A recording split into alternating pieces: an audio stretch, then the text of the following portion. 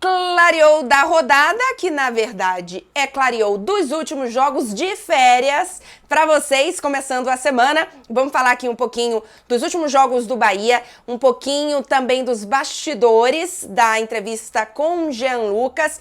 Estive vivendo muito intensamente o Bahia na última semana. Então quero falar um pouquinho das minhas sensações sobre os últimos jogos, sobre o Bahia no Campeonato Brasileiro e também quero falar aqui das estreias de Itália e França na Eurocopa, já que são duas seleções que eu acompanho bastante e também pude prestar um pouco de atenção nessas férias na estreia dessas duas seleções. Então deixa o like por aqui, super me ajuda, confere se está inscrito no canal e a gente começa depois da vinheta.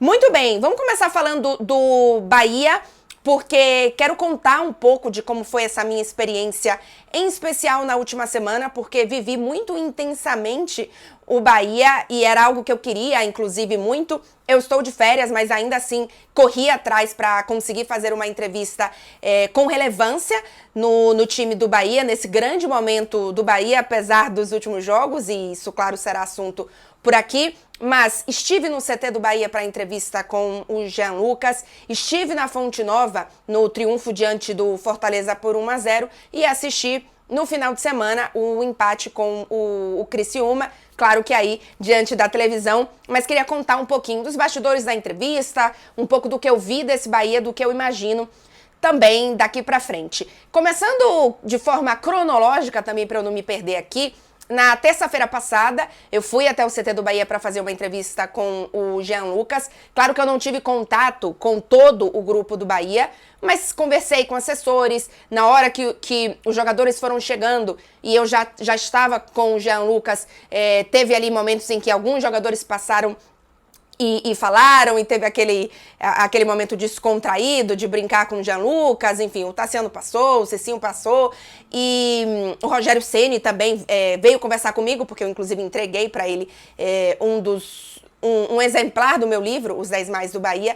Então senti um pouco do clima ali no grupo, no ambiente, no CT do Bahia. Fiquei até o início do treino, e aí depois saí, então passei assim algumas horas, e primeiro, encantada assim com a simpatia do Jean Lucas, a desenvoltura dele.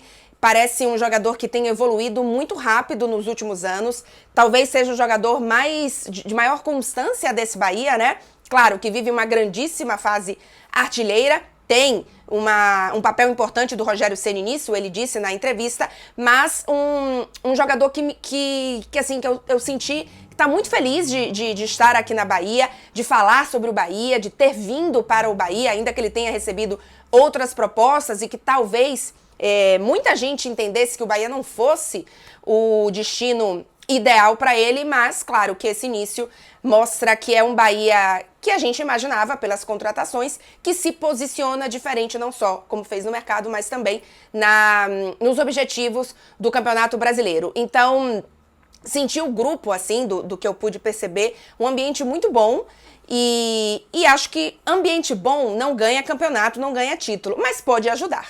E me parece um grupo bem unido, sem grandes egos ou com os papéis muito bem definidos e aceitados. O próprio Jean Lucas, acho que é a primeira vez que ele chega num time para ser o protagonista, e isso faz bem a ele, pela personalidade que ele me mostrou, me pareceu assim. Então, gostei muito da forma como vivi o Bahia dessa forma. Quinta-feira, então, estive no jogo. Foi um jogo bastante tenso, o Bahia tomou muitos sustos, deu muito espaço. É verdade que o Rogério Ceni precisou fazer adaptações na defesa, mas ainda assim, um Bahia que sofreu muito mais e controlou muito menos o jogo do que a gente vinha vendo em outras partidas, mas ainda assim conseguiu o gol do triunfo, o Jean Lucas, inclusive, fazendo o 7º gol dele na temporada em jogos oficiais.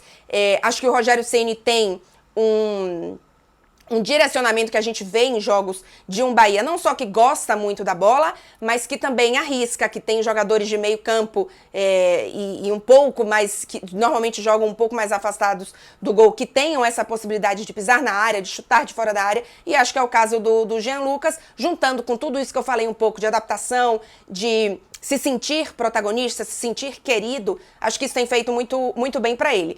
Mas foi um jogo que o Bahia não jogou bem, mas ainda assim venceu.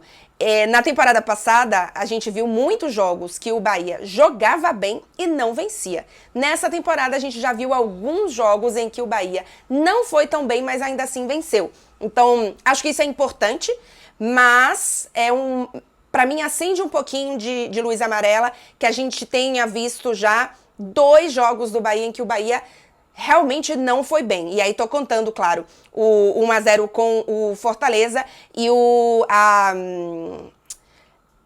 empate com o Criciúma em 2-2. Inclusive, antes de eu falar do empate, só uma coisa, em diversos jogos, e eu até falei aqui em alguns momentos, que o Rogério Ceni tinha feito escolhas de substituições que não tinham dado certo.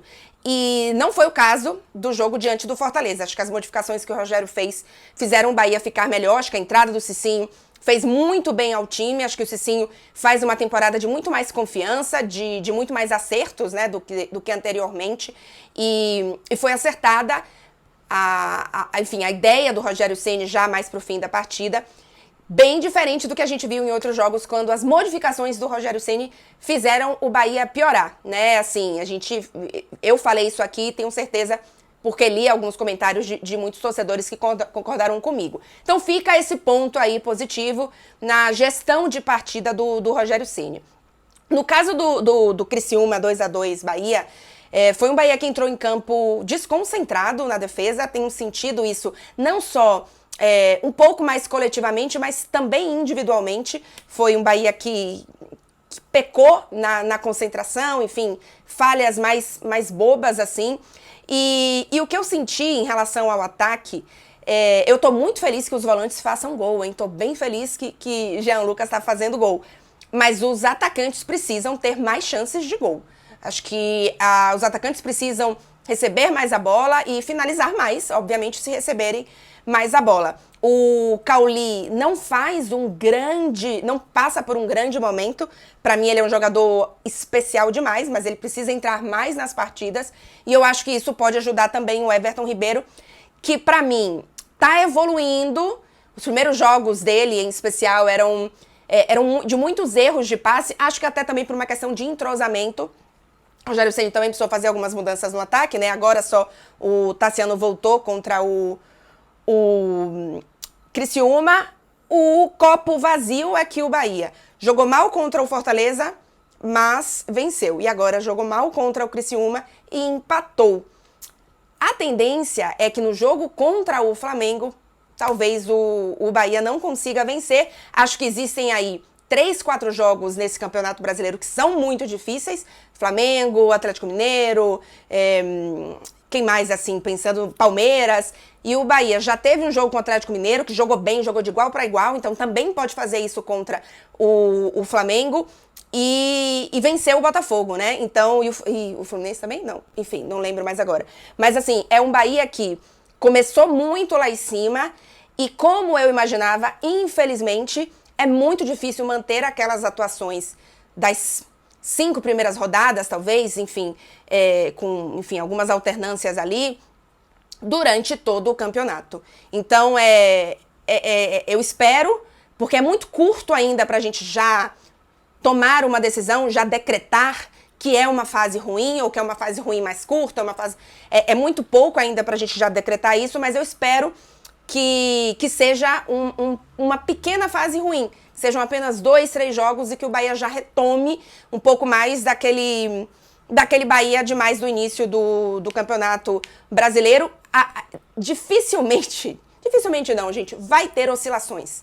Vão existir oscilações durante o Campeonato Brasileiro, é natural, principalmente em um time que, por mais que já tenha feito grandes partidas e pode continuar fazendo, ainda não é um time totalmente maduro, totalmente pronto e que se juntou agora, né? Então vamos ver o que o Bahia consegue fazer contra o Flamengo.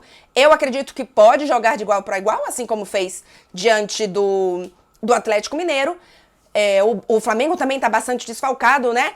Mas considerando, se a gente considerar 3 jogos ruins, imaginando que contra o Flamengo seja um jogo ruim, com um triunfo, um empate e uma derrota, não é terra arrasada, tá, gente? Não é terra arrasada. Vão existir oscilações durante o Campeonato Brasileiro. Pensar que aquele início, que aquele aproveitamento do início iria se manter durante todas as rodadas, infelizmente, me parece irreal para esse Bahia. Enfim, vamos ver o que acontece na próxima quinta-feira. Eu vou assistir a partida, mas no dia seguinte eu já viajo de manhã cedo, vou passar alguns dias antes no Rio, antes de voltar para Paris, então não devo fazer vídeo específico aqui sobre esse jogo, mas seguirei fazendo vídeos sobre o Bahia aqui no canal, especialmente nesse Clareou da Rodada, no Tudo às Claras, quadro de toda quinta-feira aqui no canal. Se você é torcedor do Bahia e não vai assistir o que eu vou falar sobre a Eurocopa, deixa o seu like antes de sair do vídeo, confere se você está inscrito no canal. Pra gente falar um pouquinho agora das estreias de Itália e França, Itália venceu a Albânia por 2-1. Eu gostei da escalação da Itália, eu vi, enfim, alguns questionamentos, enfim, algumas opiniões de que seria melhor uma Itália com 3 zagueiros, mas por mais que ela tenha entrado em campo com 4 defensores, com a linha de 4, e eu vi até o Marcelo falou isso, o Di Lorenzo mantinha bastante a posição, né? Na teoria, o lateral direito, para que o Di Marco avançasse bastante. Então, muitas vezes a gente via, assim, um posicionamento de 3 zagueiros. E então eu gostei da escalação, porque eu acho que no ataque, obviamente, uma coisa foi gerando outra, no ataque a movimentação foi bem interessante. O Spalletti colocou em campo o Chiesa bem aberto pela direita, o Scamacca como a referência no ataque e o Pellegrini como Di Marco avançava muito. O Pellegrini muitas vezes centralizava um pouco mais. Eu gostei muito da movimentação.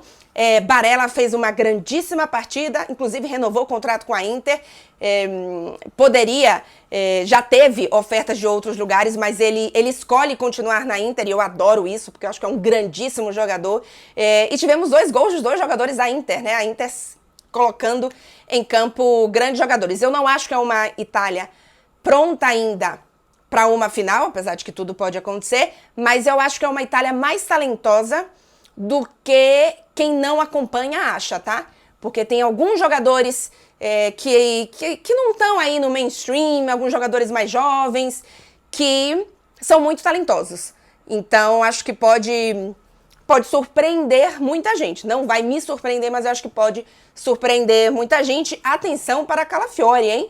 O zagueiro do Bolonha aqui, vamos ver se vai para a Juventus ou não, que pra mim tem condição ali, a zaga com Bastoni, ele pra mim é espetacular.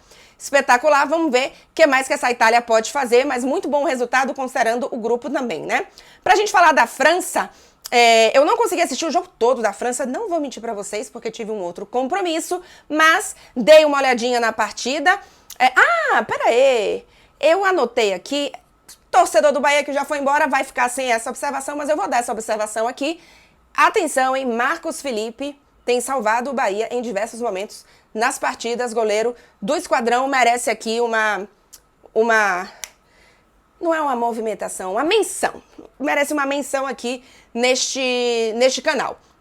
Então, para falar de 2-1 ou de 1-0 França, o gol foi uma jogada do Mbappé, mas um gol contra. Mbappé perdeu um gol na cara do gol, assim, não sei como é que ele conseguiu perder aquele gol. Também quebrou o nariz, deve jogar, inclusive, as próximas partidas com uma máscara, com uma proteção. Vamos ver aí, então, como que Mbappé se sai com esse novo aparato no rosto. Não foi um jogo ruim do Mbappé, mas um jogo em que a França perdeu muitas oportunidades. Mais uma vez, o Colomani teve chances e, assim, é difícil defender o Colomani porque a fase é muito ruim. A fase dele é muito ruim, muito ruim. Dembélé sempre movimentando pela direita. A gente viu um Mbappé começando, assim, no papel centralizado, né? Mas movimentando muito e sendo perigoso justamente na hora da velocidade de botar a bola na frente, que a França fez pouco, né? Então acabou que não deu, no melhor do Mbappé, essa chance. Vamos ver como é que ele se movimenta para as outras partidas. Mas assim, esperava um jogo melhor da França, tá? Ou ao menos uma precisão maior, porque poderia ter feito mais gols. Mas independente de ter talvez convertido, acho que teve uma bola na trave também, boa partida do Theo Hernandes. Independente da quantidade de gols, eu acho que é uma França que poderia ter produzido um pouco mais, especialmente assim no segundo tempo. Esperou muitas vezes o jogo, não foi uma França que tentou ser um pouco mais protagonista, morder um pouco mais a bola, subir um pouco mais a marcação.